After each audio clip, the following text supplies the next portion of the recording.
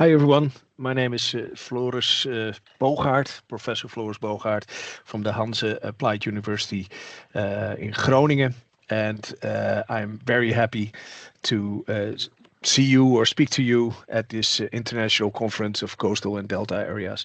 Um, I'm not in Indonesia. I have been in January this year. I try to minimize my CO2 load, so I hope you forgive me for not being there. It is a great program and a great pleasure, of course, to speak to you about the flood resilience of a lot of things we are doing in cooperation with Indonesia. I will share some slides. I have about have an hour on the program, but let me go quite fast to some slides that gives you an impression of the work that have been doing. So international knowledge exchange is one of the important things, and also the theme about flood protection and, of course, adaptation, mostly about nature-based solutions. So I'm going to speak about some of the platforms that we built with Indonesia, Brantasai, for example, or Climate Scan, as it's called from the Netherlands.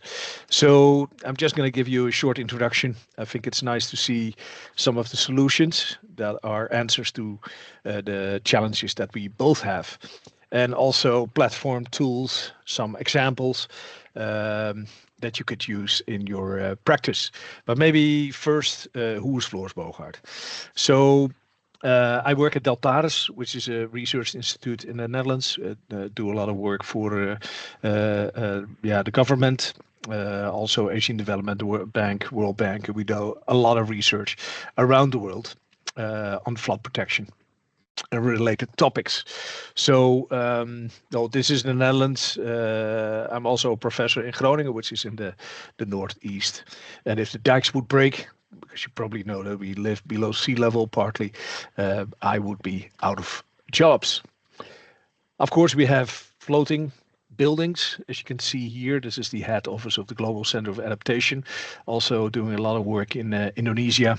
And well, if you have been in the Netherlands, you probably saw a lot of floating urbanization, which will be a great opportunity to see some of the innovations there as well. So I work as a professor in Groningen with, of course, a lot of colleagues. Some are quite involved with the work also that we do on international knowledge exchange.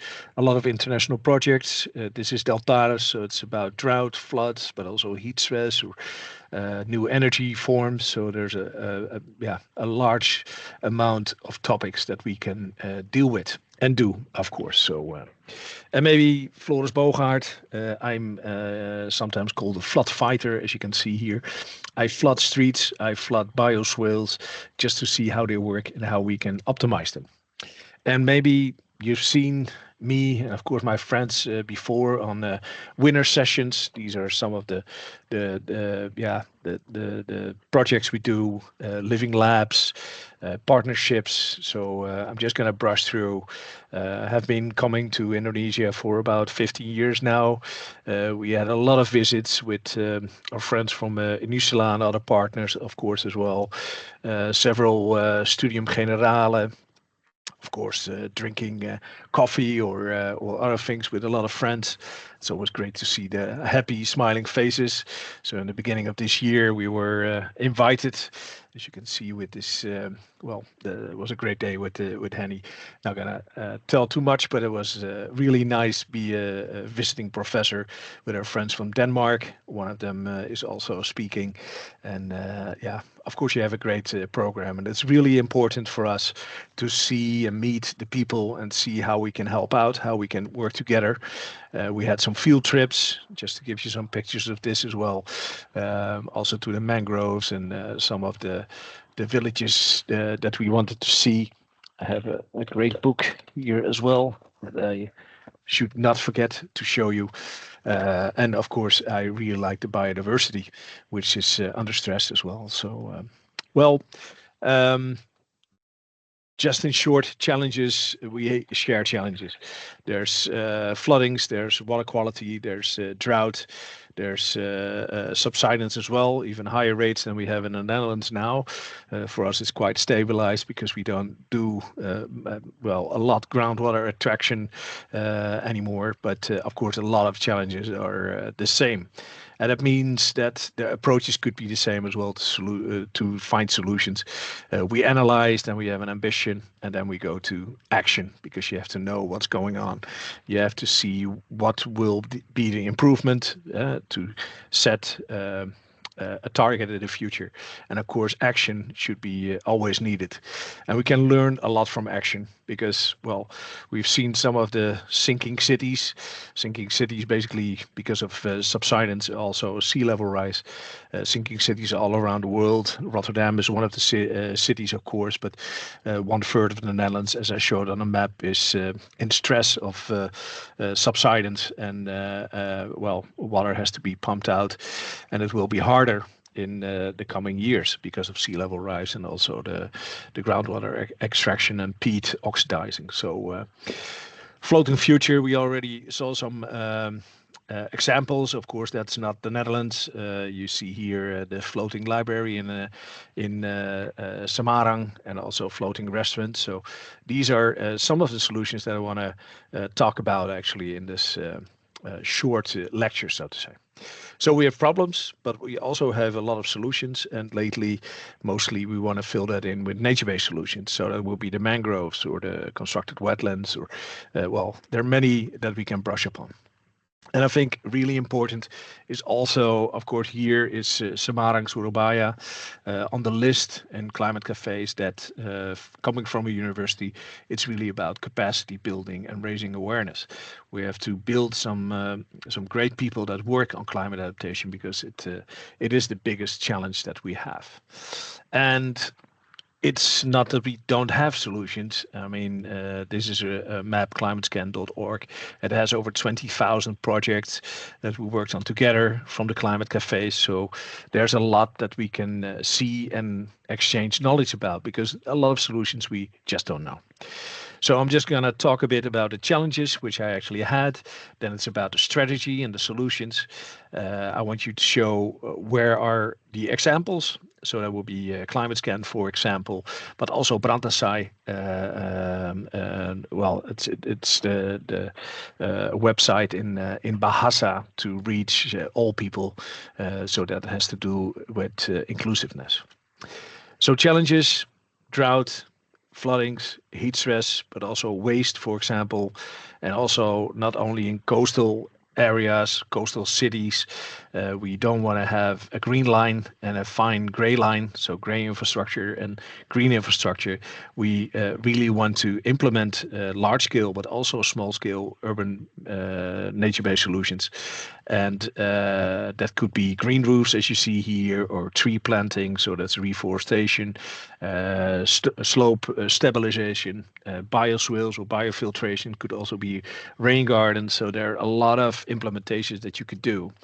And we have to change that because most of our infrastructure is gray, as they say, with not a large capacity, as you can see here on the right, which is more, in this case, from Vancouver, biofiltration. So, and we have to give the water more room. Also, coming from the Netherlands, there were the roads were they used to be used by ships, but then the cars came, so we made it into roads, and we could see a lot of floodings. And well, some of the roads are now being changed to water again because of climate adaptation and water storage. So this is in the city of Utrecht. Some examples are from small villages as well. There's a rain garden in Nijverdal, where cars are being banned for a more livable city, and green is being invited, and also climate adaptation. So this has to do with infiltration of rainwater for drought. It has storage volume, but also heat. So it's a multifunctional solution, but you have to have the room for that as well. So a strategy for cities, coastal cities, deltas, because most of the people tend to live, of course, there. There are a lot of them. And I think some famous examples are maybe from Singapore. Well, they discharge the water with gray channels, as we did in the Netherlands as well. And now they made them into a nature-based solution, which is more not a straight line, not a concrete line, but a lot of nature came back in this case in this park. So it delivers ecosystem services in cities. So there's a lot of benefits, as you can see here. Mostly, of course, tapping into the challenges that we had, but it could bring a lot more because biodiversity is a very big challenge as well. And there are so many measures that can be taken, mostly nature-based. It could be on a social level, it could also be on a technical level. I just want to brush on that. And I think most importantly is about an integrated international approach. So it means it's not only about too much water. You could see all the challenges and you want to solve all those challenges with multidisciplinary solutions. So it's about infrastructure, it's about finance, it's about the cities, of course, water, the natural environment. It's about people taking action and mostly about disaster risk management. And we can find great solutions around the world, floating solar panels, large green walls, insect houses as big as walls, for example. We can make it fun as well. This is a soup bowl in Belgium, which I like a lot. And you can see the cities just changing into parking spaces that are changed into biofiltration. So these are small scale implementations, but quite rapidly. In the Netherlands, in the last 5 year, approximately probably 10 to 20,000 implementations have taken place, and that's quite a lot because and still not enough to store all the water of the most more intensive rainfalls. So, example. Because you have to use everything in a coastal city. You don't have a lot of space. So you have roofs, and these are green roofs. Of course, you know green roofs, but these are green roofs that store water, could store up to 0.5 meter. And they actually are smart roofs, so they listen to the weather forecast. And if a storm would come, they release the storage. There's also big bioswales or parks that are made lower, so the water could be contained when there's a lot of rain, so it doesn't go in the houses, but it stays on the depression in the field, and it can be used as a play garden, as you can see as well. So a lot of roads are permeable pavement. There are 4 types of that. So grass, filled grid pavers in the middle, but also asphalt or stones or storage underneath the roads. Water squares, so these are big squares that made lower. So if it rains, the water will be stored there and not having a nuisance for the houses and the buildings there. So because we have to protect the infrastructure, and in this case, it seems to be the other way around. The storage is on the road, and the grass is green. So one of the solutions is quite simple: is lower the grass and let the water flow. And infrastructure could be used, of course, for storage. So these are roundabouts that are hollow, so they can store water, and actually that water is sometimes reused as well. So that's an answer to drought. And there's also the no regret. So that means that near buildings we can do more greening against heat stress and of course biodiversity, and also small pocket gardens, or as you can see here, so people are more aware of introducing green. And well, if there's public transportation like this, so that could be trams or trains or buses, some green corridors can be made in cities by just making them green. And that's lovely. And of course, there are a lot of examples from Indonesia. This is near Jakarta, where bridges are being built with boats. I find that very clever, and that's also quite flexible. And using, of course, the floating urbanization or these roads. This is then in China, but roads can be made floating. So floating urbanization, of course, an answer to too much water.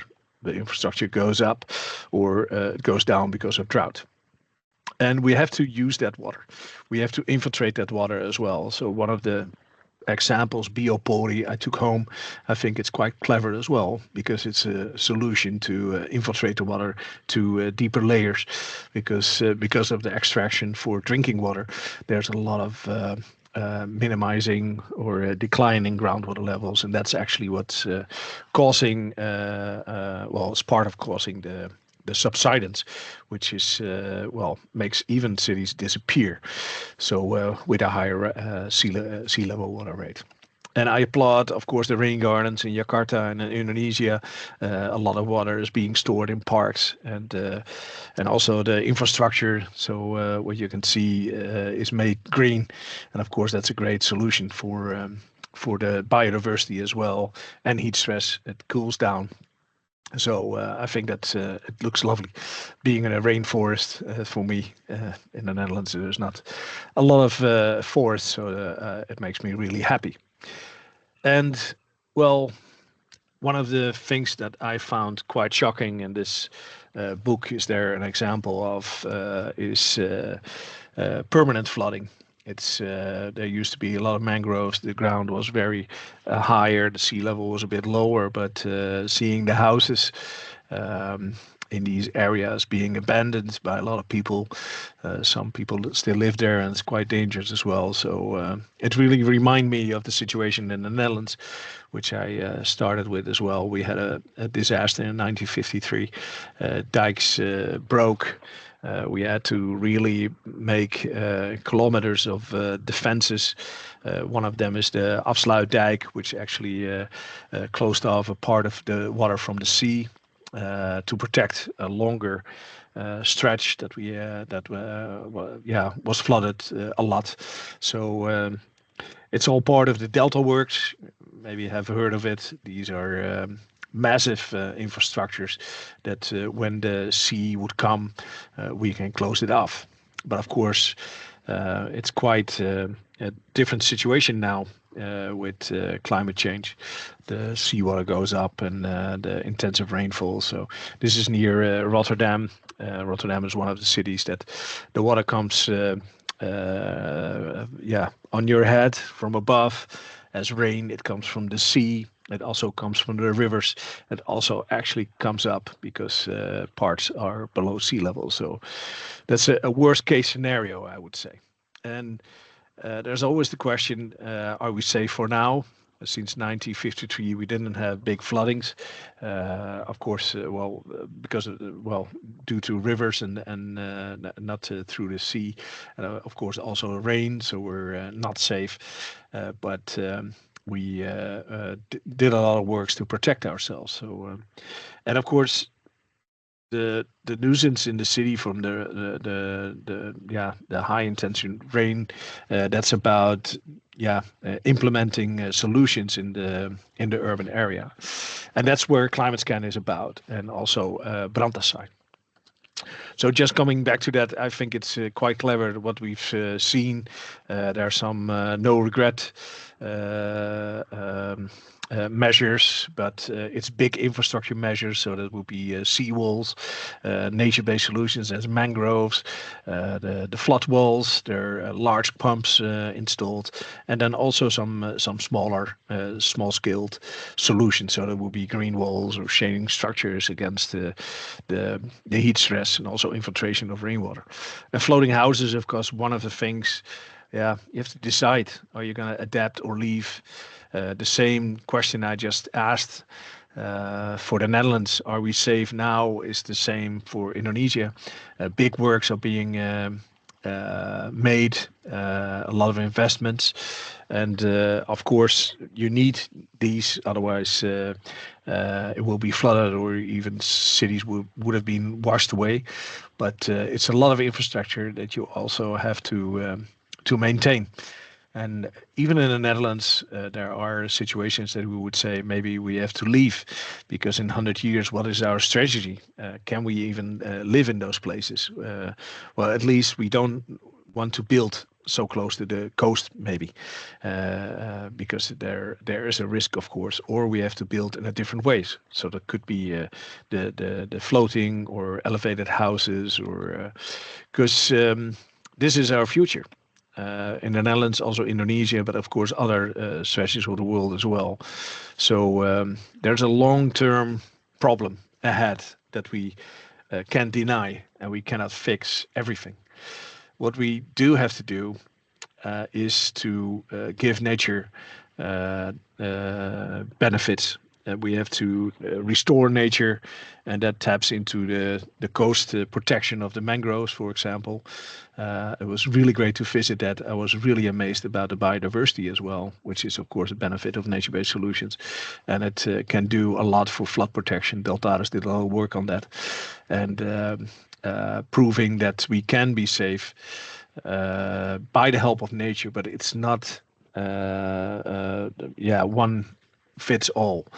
You need gray and green, but really it's really hard to restore mangroves. So the first step is always protection, or showing that nature has its place and make use of it.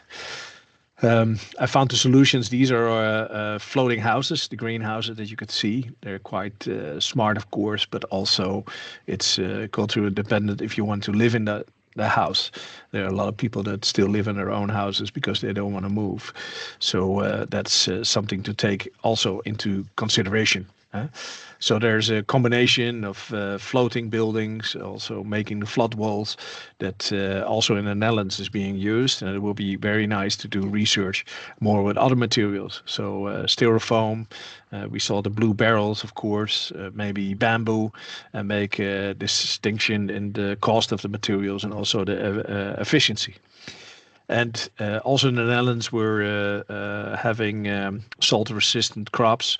I find it very smart that, for example, you try to grow seaweed that can be used in a lot. So that's something we really can learn in the Netherlands for that, because salt water is coming in, so we better embrace it.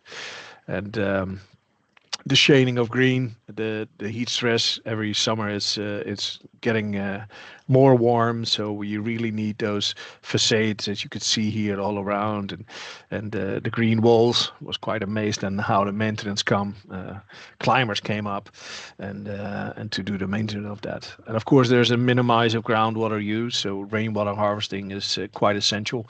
The pumping up of groundwater, especially by big companies, should halt to a stop, or we have to really infiltrate the water. So that goes about grass-filled grid pavers, which I talked about before. These are small-scaled solutions, but if you implement them on a big scale, of course, that's quite efficient. I talked already about the thousands, or close to 20,000 implementations. Of course, a lot of water goes in the ground, and there's less flooding. So I talked a lot about solutions, and there's an overview of a lot of platforms that you can use to see all these solutions. While I was there with my group in Indonesia, we mapped these solutions also. That's the best handout you can have, because you also can participate in it. ClimateScan is mapping climate adaptation solutions. You can see here Europe. This mostly where I work around here, and also Asia. So that would be Indonesia, but also we can learn from the Philippines or other regions. So. And of course, we did with our partners in Indonesia. We did workshops, so we asked people what they actually like, and we worked on that. And some of the results are already being published, and you can see what people find very interesting. For example, the permeable pavement, or some of the other biofiltration systems that could be upscaled in Central Java and around. And also the technique or the platform itself, ClimateScan, was being brought up in the local language Brantasai. It's already more projects, as you can see here, but it's a great opportunity to exchange knowledge between our two countries. So the Netherlands on the left with ClimateScan, and Brantasai on the right.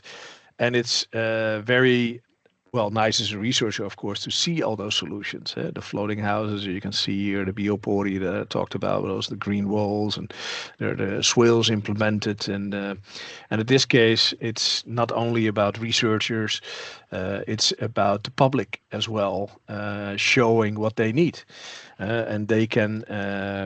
Yeah, showcase their great works as it being done in the Netherlands. So these are people making pictures and uploading them on ClimateScan.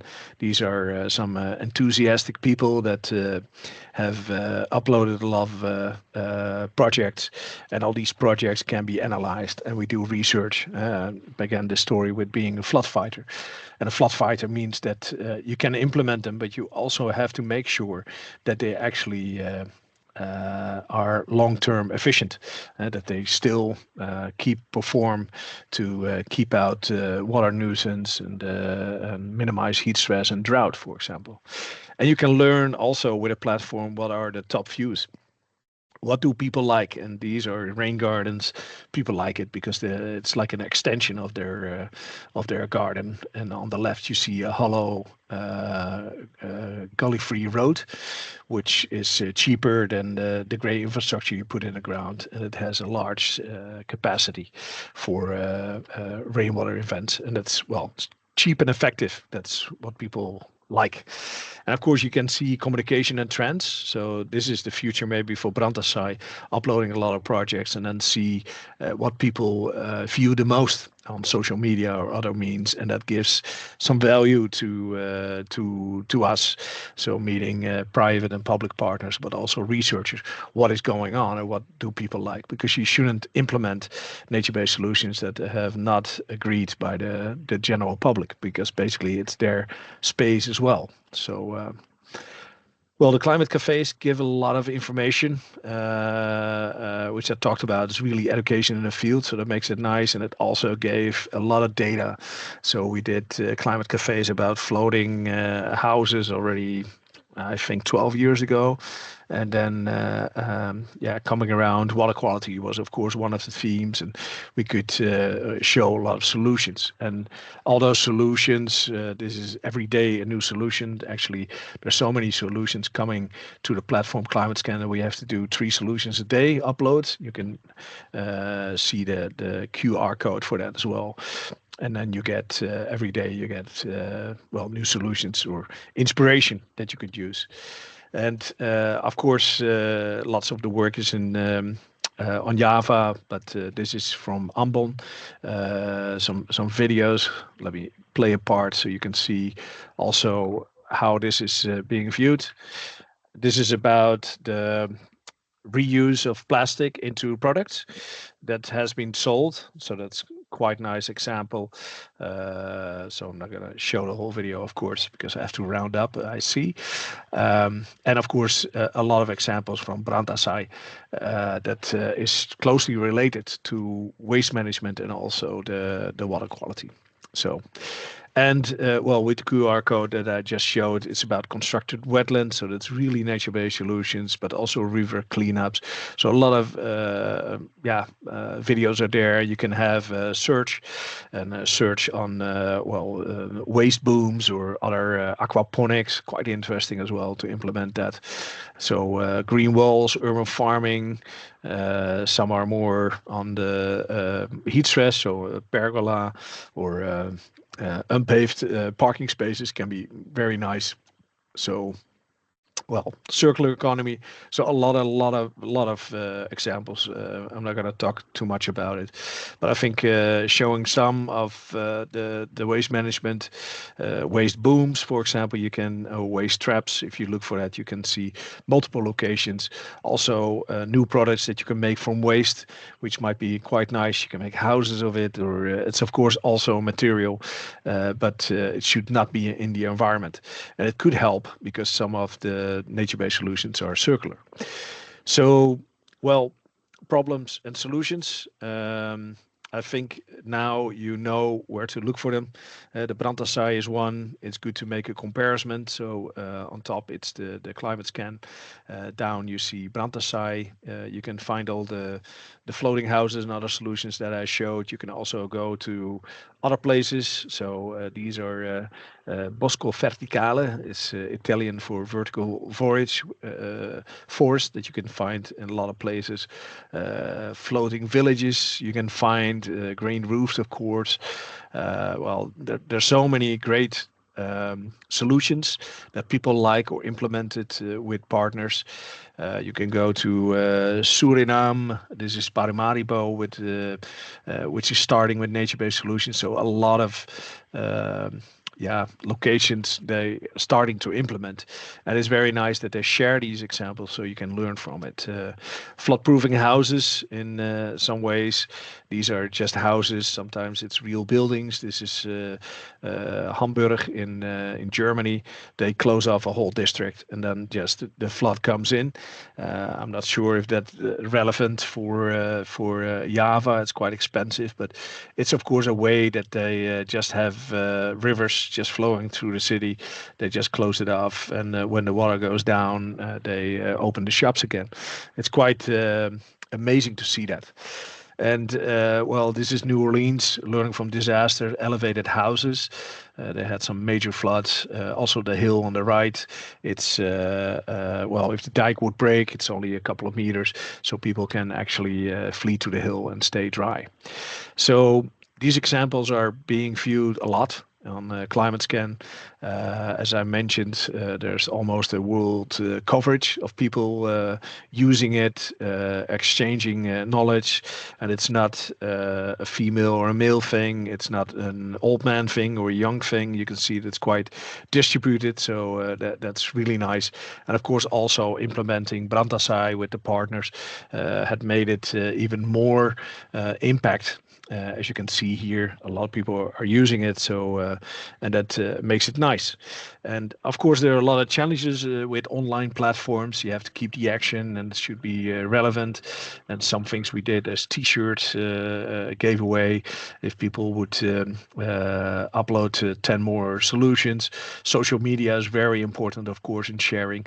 And of course, as a researcher, I care a lot about data quality. So we do a lot of workshops to show people how you could actually implement these platforms. So in the beginning of the year, that was one of the reasons we have been talking about ClimateScan and also making layers with special information so researchers can use it. And that taps, of course, in more knowledge and also scientific papers that, of course, people like me as researcher with my friends from Indonesia will take up in the future to also see what Brandasai has been doing. And with the data that has been uploaded, of course. And also the trends from Brandasai, it would be great to see what is viewed the most or regarded the most as tangible solution for Malang or for Java, Semarang, Surabaya, all these cities. So, and then we can distribute it to the urban typology. We can select some of the best management practices, and what was great about the visit beginning this year is also to have some concrete suggestions how you can make these platforms sharing knowledge, because not everybody has the time to view everything. So also from you, because I will leave it here as my last slide, because I see I'm already a minute over time and I'm very Dutch, so I have to close off. I promised to show you some of the challenges. I showed you solutions, and of course this is a very short presentation. Go to climatescan.org. You can use the QR code to show the videos or anything. I hope you add a project what you like the most, and believe me, it's really helping a lot of people around the world seeing your projects, your knowledge, or get in touch so I can help you with my group from Groningen and also Deltares to share even more and make sure that you have a great conference and have not a lack of solutions. So again, thank you so much for inviting me and giving the time to share my knowledge. I really hope you have a good time, and let's stay in touch. Thank you so much.